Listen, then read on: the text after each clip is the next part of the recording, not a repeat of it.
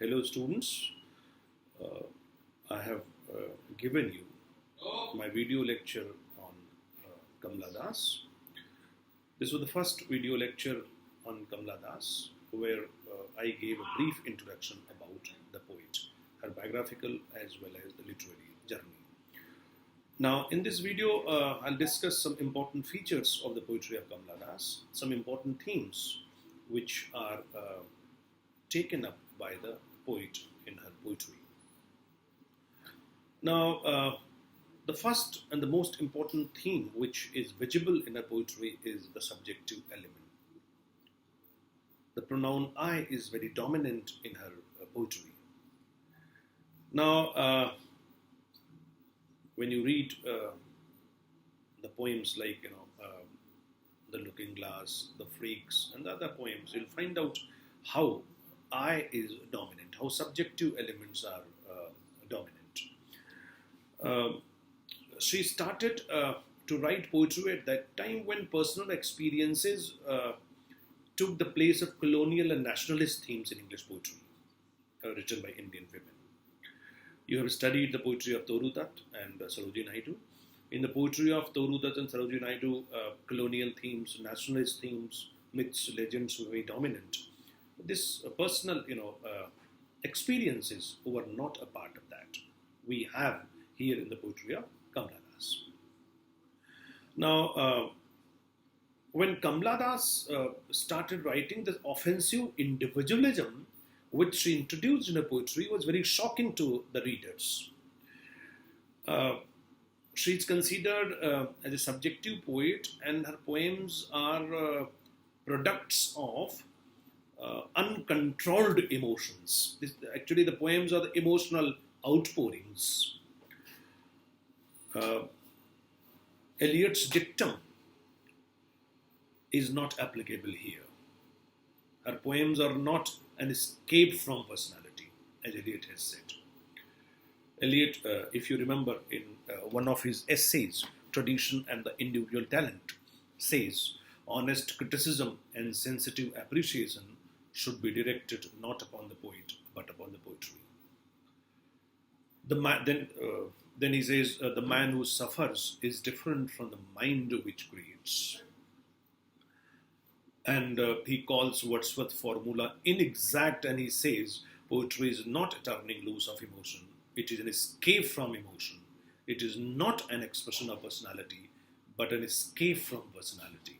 So the case of Kamla Das, this is not applicable. Eliot's dictum is not applicable because her poems are the emotional outpourings of her personal experiences. I read one of the important statements by Kamla Das. She said, if I had been a loved person, I would not have become a writer. Look at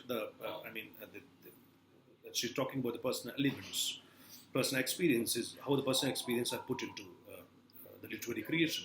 If I had been a loved person, I would not have become a writer. I would have been a happy human being. I suppose I started writing because I had certain weaknesses in my system. I thought I was weak and vulnerable. That's why we attempt poetry. Poets are like snails without the shells, terribly vulnerable, so easy to crush. Of course, it has given me a lot of pain. Each poem is really born out of pain, which I would like to share. So in the poems, you find her personal experiences. The poems are the products of uncontrolled emotions. So the subjective elements are very much dominant in her poetry. Next comes confessionalism, confessional elements. You have studied Sons and Lovers by D.H. Lawrence, and you call D.H. Lawrence as a confessional novelist.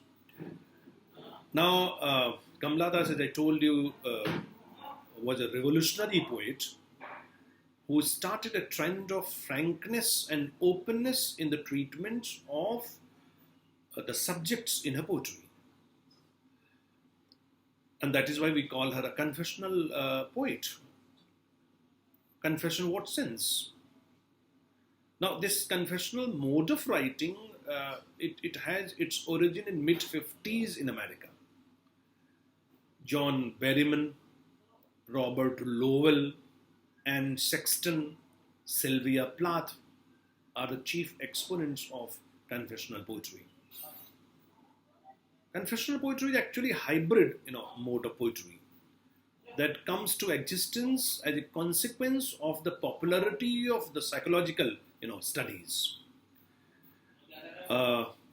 Confessional, when we say confessional poetry, it means objective, analytical, or even clinical observations of incidents from one's own life.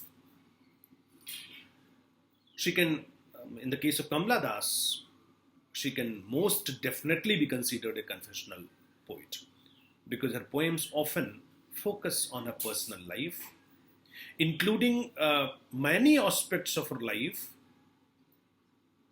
that other people would prefer to keep private. You will find out the best examples in the poem like Interaction, Freaks, The Looking Glass, The Sunshine Cat.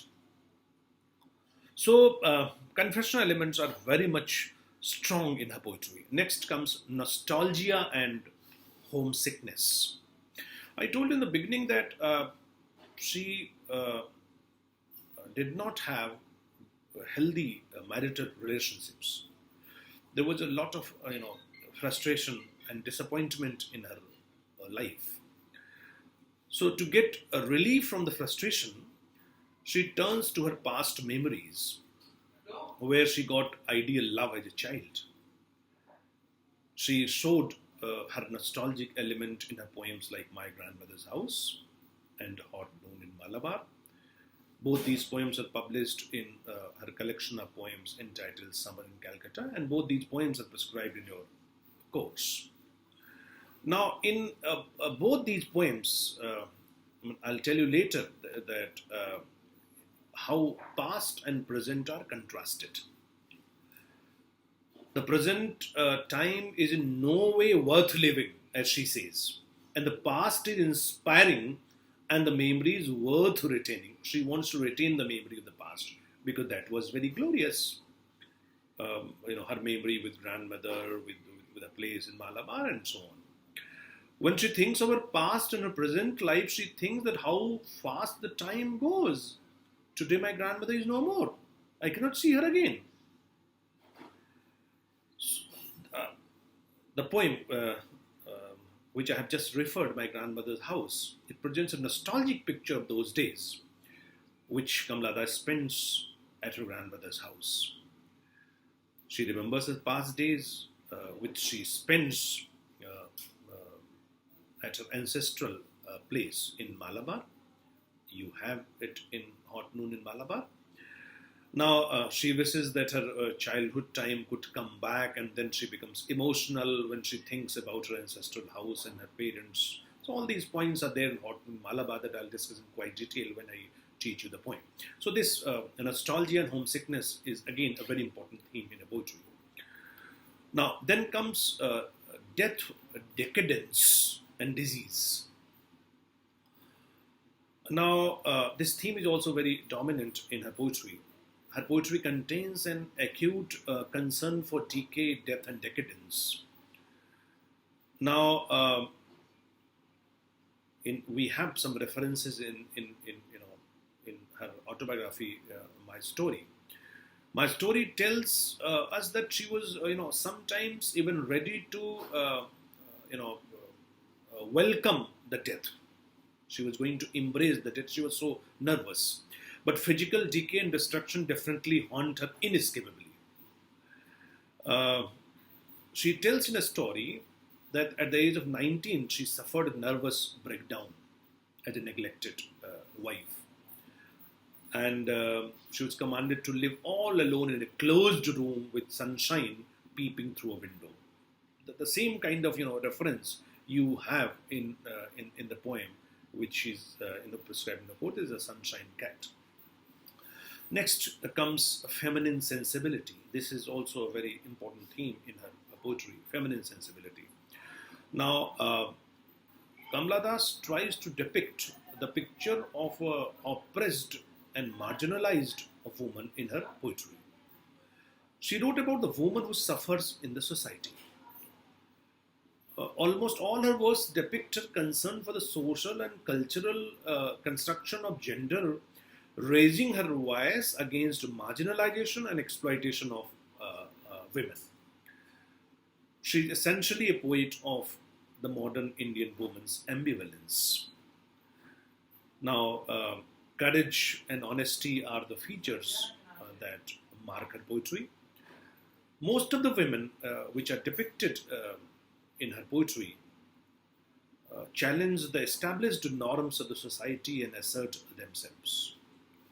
So, very often the poetry of Kamla Das is analyzed from the feminist perspective. You can study Kamla Das as a feminist writer, and you try to find out how feminism is visible in her poetry.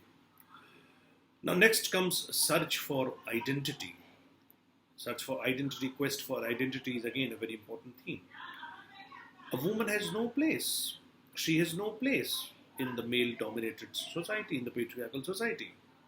She's looking for a room of one's own, using Virginia Woolf's line, a room of one's own. She's looking for identity. So most of the poems, you'll find out how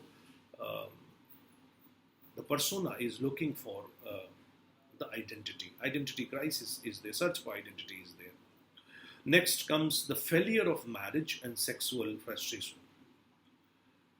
As you know that her relationships with the husband were not healthy.